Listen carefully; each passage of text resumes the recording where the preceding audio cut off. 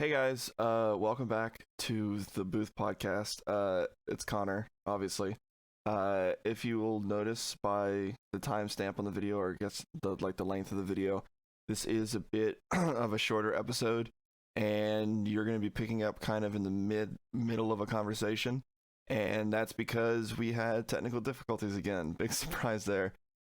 We think we have solve the issue for good in the future, but we're only humans, so we can't promise anything.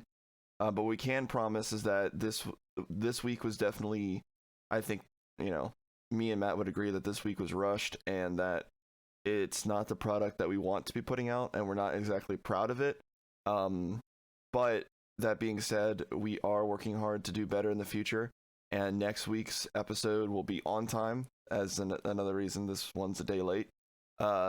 And it will be better than this week. And moving forward, our quality is only going to go up from here, honestly, because we are both committed and we're both keeping each other accountable as far as, doing this, being ready on time, recording once a week, posting once a week. And that was kind of our goal, is to keep each other accountable and doing something that we've always wanted to do. So we do apologize for the technical difficulties and the shortness and the latency, not latency, but just, this week was late of this week, and we hope that you guys still enjoy it and you'll still show us the love and support that you have in previous episodes. And I hope that you do enjoy the conversations you do get. I do believe we're picking up kind of the trail, or kind of in the middle of a conversation about the Clone Wars. Matthew's currently going back and watching the important arcs of the Clone Wars before getting into the new season 7. So that being said, we were just having a conversation about that, and I and our friend Jack, who we had on the podcast last week, is a big both Clone Wars big Star Wars and then Avatar fan as well. And I agreed to watch the Avatar series, which is coming out on Netflix May 15th or 17th, so soon. And so I will be watching that, and we'll be having episodes with Jack discussing both Clone Wars once Matthew's done with it, and then me about Avatar when I'm done with it. And next week we are having a special guest on the podcast, who's a very good dear friend of me and Matt's, and that's going to be very exciting. So nevertheless, I hope you guys still do enjoy what you do get for this week's episode, and I hope that you will stick around and just, if you don't enjoy this week's episode, maybe try again next week, because it will be better, and I can promise you that one. And moving forward, we will only get better. And yeah, without further ado, here's what a part of the episode that we could salvage. Yeah, I guess you're right. All right, welcome back to episode 11 of the Booth Podcast. Catch you a little bit off guard there. Piece of shit. If you're watching this on the video version, nothing should have changed, hopefully. Maybe an increase in quality, maybe a decrease in quality. Who knows? I don't even know what resolution I'm recording in. I'm hoping it's 1080p. We'll find out. I know it's 30 FPS. Anyways, Matthew's computer decided to shit the bed, so I'm recording this episode. Yay. This is fair. So last week we had Jack on. Not Jack off, Jack on. And then next week we are having another guest. If he decides to show up. He was supposed to show up for this one, but then something came up and anyways. So there's that. Oh, also, a few new updates. I think, yeah, I did this in between episodes. So we now have kind of a website. It's really just a nicely formatted platform place that has all of our links to all of our socials and all the places that we have we post our episodes to. So it's in the link in the description below. It's also everywhere on all of our social medias, and we also have now have an Instagram, which is at the.booth.podcast, because someone has the Booth Podcast with no spaces, someone else has the Booth Podcast with underscores for spaces. By the way, a little bit of checking up, neither of the accounts have links to any podcast, and they don't show up on any of the podcast websites or any place to post podcasts, so I don't think they exist. Yeah, I can look into that. But those are just a little bit of updates. Again, everything is going to be linked down in the description below, which is now one link instead of being a full list of links, just making it easier and a little bit cleaner and whatnot. Wow, I've been working. Mm-hmm. And it jumps into the Mandalore plot with all that. Okay, gotcha. So that's where I'm at. Very nice. By then the way, it jumps further into season 2. Jesse comes into the Umbaran, is introduced into the Umbaran campaign. Okay. You haven't gotten there yet. I'm excited for ARC Troopers. Yes. Jesse's I'm excited. an ARC. I'm excited for that. Jesse's an ARC. Technically Rex is an ARC. So what qualifies you as an ARC Trooper? It's kind of like the special forces of the so you have the clone, which is the Grand Army of the Republic, right? Okay. The clone army. The ARC troopers are like the Marines of the clone army, like the Navy SEALs, like the top dogs. Yeah. Okay. But you have to be an experienced clone, and you have to be given that title by a Jedi. Okay. A clone can't give I believe a clone can't give a clone the ARC trooper status. Only a Jedi can, I believe. So you may not be able to answer this question, but I'm curious. A general / commander. So Cody could give someone the right to be a ARC trooper because he's a commander. So what is Rex? Is he also a commander? He at the point that you are right now, he's a captain. He doesn't get promoted to commander until season 7. Okay. I was curious, do you know what like point in time, I guess through whatever storyline you want to tell me through, if you know the answer, do you know at what point in time Jedis became not just peacekeepers but became commanders and actual like generals? Yeah, it happens in the Phantom Menace. Okay. Well, in between Phantom Menace, like tail end of the Phantom Menace, more so beginning of episode 2, Attack of the Clones. Okay. When Qui-Gon and Obi-Wan are protecting Padme, and they go to, or they're not going to Tatooine, but they're escaping from the. They end up on Tatooine. They end up on Tatooine, but they're escaping from, the Separatist blockade of Naboo, right? Mm-hmm. Separatist blockade of Naboo was there because the Republic was attempting to put tariffs and taxes on space that had previously been deemed as unqualified to be taxed or put tariffs on, because they were trying to stimulate the economy in those areas, albeit the Outer Rim. Okay? Now, Naboo is seen as, Naboo was the Princess Amidala, and the senator to the Senate for Naboo was the one that was kind of leading the charge, saying, hey, wait a minute, why are these big companies, getting off scot-free? They're sending all of their business to the Outer Rim because they don't have to pay taxes or anything, and they're making a bunch of money off of these people that are poor, like the lower classes, essentially, because the Outer Rim is the lower classes. Okay. So they were the ones kind of leading the charge for the call, for like the whole, we need to put tax, we need to put tariffs, we need to reinstate this. So whenever the blockade of Naboo happens, that's a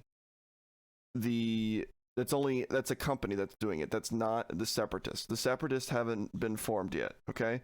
They're threatening to leave because of the Naboo wanting to put the taxes onto the areas, because they see it as the Senate is corrupt, and they only care about power, and they only care about money, and they miss an era where the Republic was just a way to keep the peace between systems, right?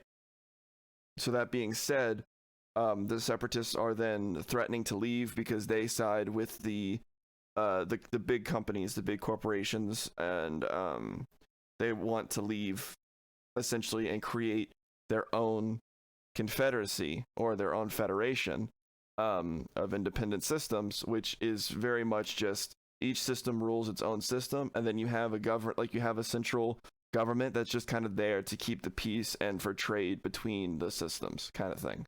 Okay. Okay. So when Jedi get involved with the blockade of Naboo, and that is the peacekeeping mission. They're going to protect the princess, right? They're going as to give relief to the people that are starving on Naboo.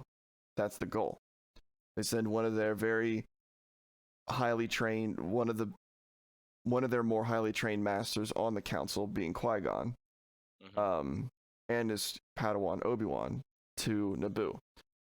So their peace, and in the Phantom Menace, when they're back on Naboo, after they did the whole thing, they found Anakin, they go back to Naboo, right? To liberate the people, or to liberate the palace and the people. Or whenever really they're talking about Darth Maul, right? You notice that they're talking about, like,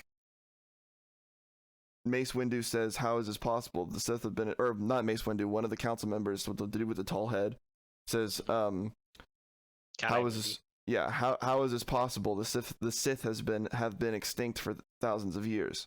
So the Jedi have been living under the notion that the Sith have been extinct for thousands of years, where in reality they have been following the rule of two, which has been set by Cad Bane, which essentially during the Jedi Sith, I swear this all loops back, the Jedi and Sith wars. The Sith realized that any time that they would gain an upper hand in the conflict between the Sith and the Jedi, they would lose it because it would create a power vacuum, and the Sith mantra is power, control by power and emotion. So you have all these people that want power and the ultimate control of the galaxy that are all fighting on the same side, but the second they get a foothold, they all want that foothold, so they all kill each other until, it creates a power vacuum, and it creates a giant an inner conflict, right? An internal conflict. So what Cad Bane does is he says, okay, no more. The Sith are going to operate under the rule of two, a master and an apprentice. The master to lead and the apprentice to learn to continue the ways of the Sith, and then eventually kill his master whenever he becomes too powerful for his master to handle. That's how the Sith are going to become more powerful than the Jedi. That's the only way the Sith can become more powerful than the Jedi, right? So when that happens, they go into hiding. So the Jedi think they won. The Jedi think the Sith are gone completely. When Maul appears, it creates this panic. Oh no, there's Sith in the galaxy again. We know that they're following the rule of two because it's mentioned, right? Which one did we kill, the master or the apprentice? Yeah. First of all, he didn't die. Maul's very difficult to kill. And then I'm excited. What season did he come back? Oh, I don't remember. I don't remember.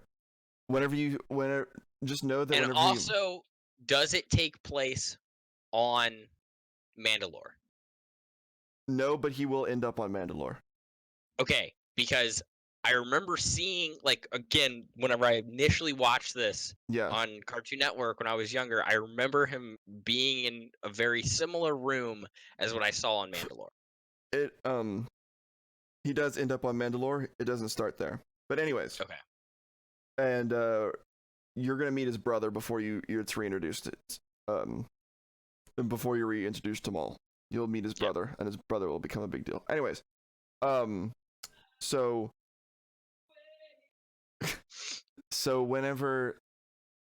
they realize, okay, the Sith exist. So if we killed the apprentice, there's a master. The master is inevitably going to want to gain another apprentice. Okay? And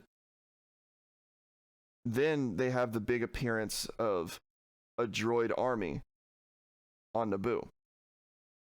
An army that they knew nothing about. Well, they knew something about it because the giant companies were allowed to have warships and armies, but it was only to protect the company's capital, right? And interest. This is the first time it was used as an invasive force. So now you have companies that are angry at the Senate and a planet for wanting to impose taxes and tariffs on previously untaxed and untariffed territories. You have the Sith have made their presence known again in the galaxy, and you have a giant army on the side of the opposing team. And the Republic has no army because they were demilitarized back after the Sith Jedi Wars. They were completely demilitarized. Something called the Rufon, something Reformation. Essentially, he said that it was a Supreme Chancellor who essentially said we don't need armies, we don't need warships anymore because we have the Republic, we have peace, right? So that's when the Jedi came into play, because they only needed the Jedi for protection. Then the Jedi realized this Sith assassin or Padawan killed one of our council members. Okay? That means that they're a lot powerful, and maybe the Jedi have lost some of their power in the intermediate times because they haven't had anything to compare their power to, right? Okay. So when you have the realization in episode 2, Attack of the Clones, that you're behind, and then you learn that a good chunk of the Senate leaves the Senate to create their own power in the galaxy called the Federation of Independent Systems, the CIS. They have an army, and at the head is Count Dooku, who, it's kind of insane to think about, but Count Dooku is still a Jedi in The Phantom Menace. Yeah. He leaves the Order in between episodes 1 and 2. Okay. And he's the new apprentice for the Master. So, you have an opposing government with a massive army that can be rapidly rebuilt and reinforced because it's machines, with a ton of money because you have the top businesses in the galaxy on their side and in their system, and they're led by a Sith. What the fuck are we supposed to do? We just have a couple thousand Jedi. That's it.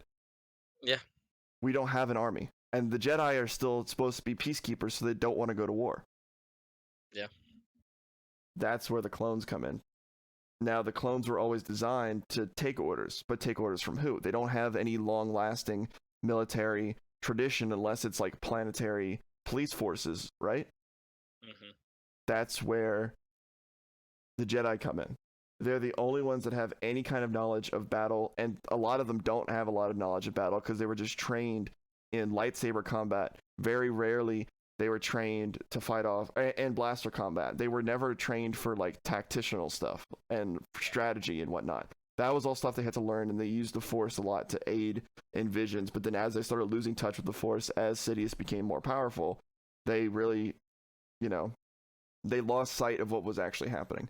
So to answer your question, they became generals whenever it was the realization of they have an army that doesn't have any leaders, and the closest thing to a military tradition that we have is the Jedi Order. So they are going to take over. And so they gave every Jedi Master, that was at least on the council, all council members, so Jedi Masters, I guess, because you had to reach the rank of Master to be a general, unless you're Anakin, in which case he got handed the 501st because he was on the council, but he wasn't a Master. And because Anakin bends the rules at every turn. Exactly. So he got the 501st, which was a part of Sidious's doing, because the 501st was the highest trained legion of the clone army, and was the only legion that would continue into the Stormtrooper era, even when the clones were dismantled, I guess you could say. Whenever they stopped using clones and they started using just babies that they stole from birth for the Stormtrooper program, it was still the 501st that Anakin, Darth Vader, led. So anytime you see Stormtroopers with Darth Vader, that's the 501st still called the 501st, still has the history of the 501st from the Clone Army, or from the Clone Wars. But they were still the highest trained Stormtroopers, which is funny to think about, because all those guys that were still missing in A New Hope and, well, the original trilogy, all those Stormtroopers, they're all the 501st. Those are the highest trained Stormtroopers below the Death Troopers. Okay, it goes Death Troopers 501st, rest of the Stormtroopers. Wow, that's funny. Yeah. That's pretty insane to think about, though. And another food for thought, to put it to you this way, half the 501st killed all the Jedi on Coruscant. Yeah. Because it was only half the 501st that marched on the temple with Anakin, given they had Anakin as well. But a lot of those clone troopers were able to shoot down Padawans and Jedi that were still in the temple. So half the 501st was able to take out a good chunk of the Jedi on Coruscant, just to show how highly trained the 501st was. That's pretty insane. Yeah. As far as clone legions were, or clone like military status concerned, at the very top you had commanders, or you had the Jedi generals, then you had clone commanders, then captains, and then the normal stuff. But as far as like skill tiers, right, you had the ARC troopers, which were the most skilled. Well, technically you had the Bad Batch, which you'll get into later, and then you have the ARC troopers, and then you have the 501st, and then you have everybody else. Wait, I'm sorry. The Bad Batch? Yeah, you'll get into them later. Higher trained than the ARC troopers? Yeah. So those are like some bad motherfuckers. Oh yeah. They were failed experiments that definitely was not the Kaminoans playing with genetic traits.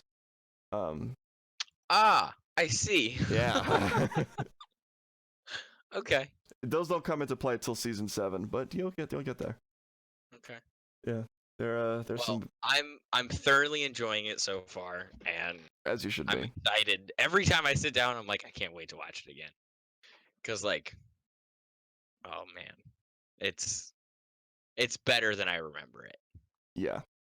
It's good. And you pick up on a lot more stuff whenever you're older, and you have an attention span that you can. Well, yeah, and like, I don't know. I was probably like 12 whenever I understood like the entire like 6 movies. Like before I was like, oh yeah, this is just like what happens. And then I like sat down. I had the flu. Yeah. And I was like, fuck it. And I watched all 6 movies back to back. And I was like, I get it now. Like I understand what's happening at like a bigger level, other than like they just have to go here and kill some people. And like every time I rewatch it, I feel like I hear more things. Like I notice more things in the dialogue that I didn't notice before, especially in the prequels. And speaking of not the prequels but the original trilogy, so in the Battle of Endor, when they're attacking that antenna, the giant station that was the projector that was projecting the shield onto the Death Star, right? Yeah, before Luke and Vader have a heart-to-heart, father to son. Right. Yeah.